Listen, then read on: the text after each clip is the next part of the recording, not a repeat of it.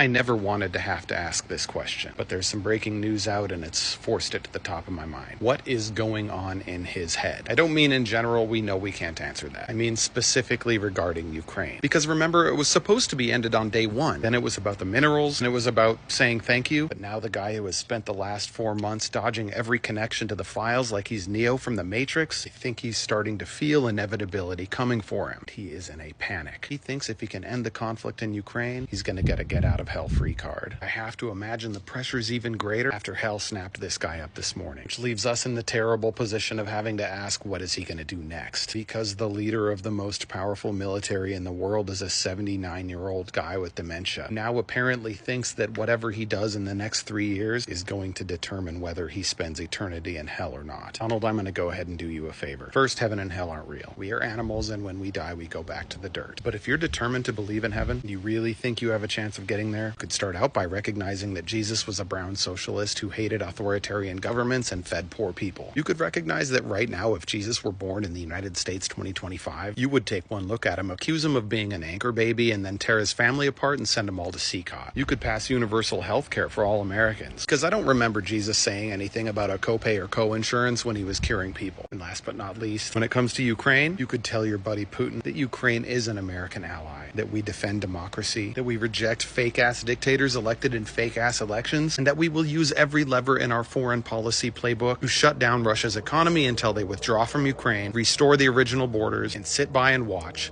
as Ukraine joins NATO and the EU. Then maybe you'll have a fighting chance. But really, let's be honest, no.